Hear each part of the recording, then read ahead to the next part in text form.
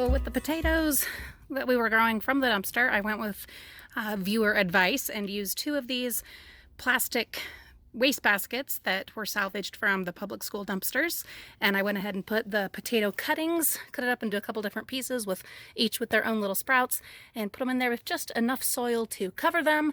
And then, if I remember correctly, the advice you guys gave is that as they continue growing, then you just keep adding more soil until it gets like up to the top, and then once all the foliage dies out, then you dig in there and see if you grew any potatoes. Let's see how that goes. So I was loading the dishwasher, and then of course needed to get the dishwasher detergent from under the counter, and then I remembered our mango. It is time to open this seed up. We put it in on the 16th, and today is the 26th, and I had planned on 2 weeks, but I noticed that there was definitely something going on. So I've got Mimi here. Hi. Hi. And this way, it's my birthday. Your birthday this week. Oh my goodness. How perfect. We get this fun little mango learning event during your birthday week. All right, here, let's go ahead and open this up. I'm gonna open it. You're gonna open it? Okay, hold on. Let me set the camera. Okay. Do I open it like this or like just unfold it. Like see how it's like a little present. It's like a little present. Oh, that big. It's messy, huh? I hope it didn't just get all moldy and gross. Yeah, I hope so too. And then, yeah, good job. And then just open that part. Oh, it's big. Well, yeah, it's a mango seed, and they're huge. Hold on, you can just open this part. Well, let's see what happened. Kind of cracked on the side, Mom. It definitely cracked. I thought for sure it had something going on, but there is something going on. This part has opened, but there's also all this like kind of moldy, gross stuff. So I'm going to, oh, and look, there's a crack right there too. Mimi, did you see that crack, or is that the one you were talking about? I was talking about that one. Over here? Oh, she's right. There's a crack on that side too. And Mom, did you see the little root? Where? Those do kind of look like little roots, don't they? Okay, well, I'm going to put him into some new paper, and we'll put him back in with a new date. Well, maybe with the original date. That way we know when we first started it, and we'll put him back in for another week, maybe 2, and then we will check on him again. So many beautiful plants. I have narrowed down from all the ones that I tried, the ones that I've absolutely given up on. I went ahead and reused the soil elsewhere, and then the ones that are doing really well and showing great promise, I have just, I've just consolidated, decided what all, we're really going to give a good go, and then the rest, we've let it go and utilized the dirt. Now, look at the lemons. Oh my goodness, I am so happy. Both of those popped up, and then this guy is up, but look, I had given up on this one, but there you go, a little sign of hope right there. I'm so excited. Oh, look at this bamboo. Poor thing has been bent. You do need to regularly turn things so that they stand up straight and tall. They're always, of course, going to be leaning towards whatever their sunlight source is, so got to be sure to turn them, telling myself that as much as I'm telling you. I am going to move some of these, the ones that are pretty strong, not the more delicate things, outside, and I'll show you where. So I learned the hard way the first time I tried bringing plants out and hardening them off, and several died because it was just too darn much direct sunlight when I had them just out here. That was a big mistake. But again, I'm always just learning. Self-taught here, learning through trial and error and experimentation. But what I have done is I've taken this shelf, which is of course from the bins and used to be downstairs under Reagan's bed. That was a different project that I had done that worked okay, but was not great. So I decided to call it.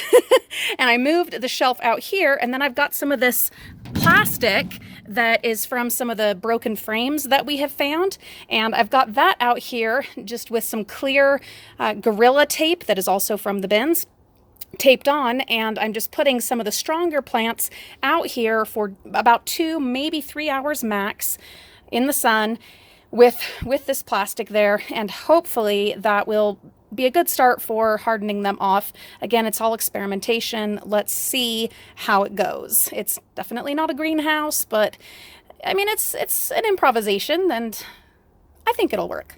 Well, I have no idea. We shall see.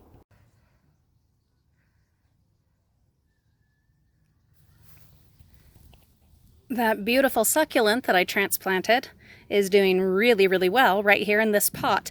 These hen and chicks, they're really hard to kill. It's really hard to do this wrong. If you are a beginner in the gardening world, this is what I recommend you start with, some simple hen and chicks, because you'll do well with them and that will give you the confidence, the encouragement to continue on to other more difficult plants. Plus they're just beautiful and they spread really fast and oh, they're fabulous. While it is certainly not perfect, and there is definitely still more to be done, you can see some yellowing over there and down there. It is, oh my goodness, so much better than where we started out.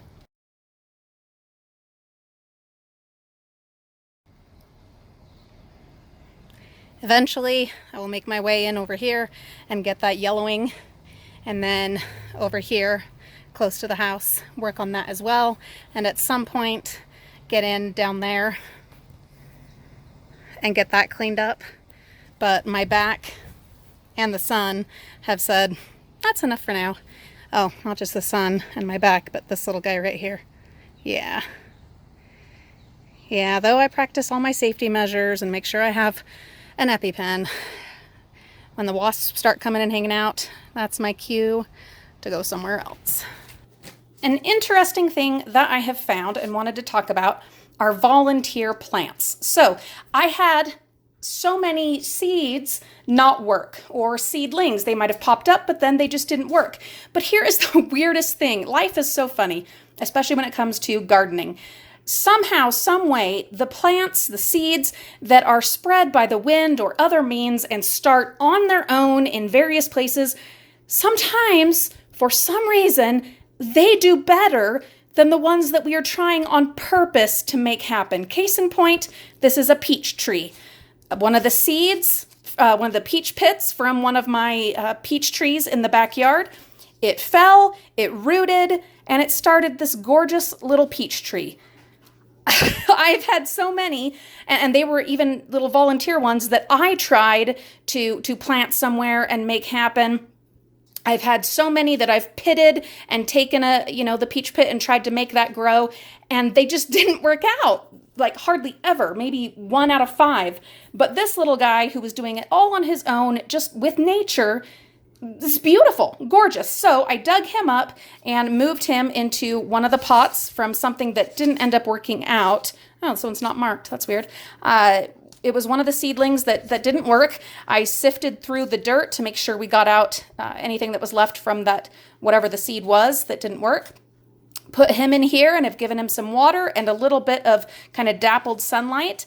And I don't know, guys, let's see how he turns out. There's a little volunteer peach. He is gorgeous. I have some other volunteers to show you. Let's go see. Right here, we've got one of the other volunteers. There's this guy here, and then, more horrible parsley, and we've got another right here, and these are little junipers, and where do they come from? I really don't know, but every year I get minimum three of these over here in the shade garden, and I pluck them up and repot them, and some of them work and some of them don't. Let's see if we see any more. Oh, there's another one. And he's pretty well developed, so I need to get him out of the ground here soon. But there's just not room, and it's not an ideal spot here in the shade for these junipers. So I'll pluck them up, put them into pots, get them growing, and then at some point we'll move them to a happier place, either somewhere out in the yard or in a pot. Either way, it's just another fun way that nature shows that it has so much more power, ingenuity, and ability than human gardeners. It's funny how that works, but it's also a great way to get a bunch of plants for free.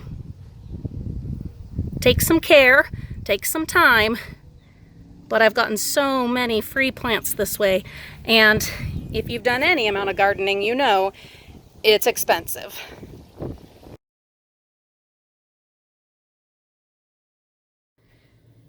Our last update for today is the avocado seed. Let's see. So all this stuff is cracking off, this like outer shell stuff. I'm wondering if I should have torn all that off myself, but oh well. Other than that, well, okay, it looks like it's cracking up this side now too, which is definitely a development. But that's as far as we've gotten with this. Nothing has popped out here yet, and definitely nothing has popped out there. We're just going to continue changing the water. We've got it here under the sun lamps now. We'll see if that makes a difference. And we're just going to keep on keeping on with this guy.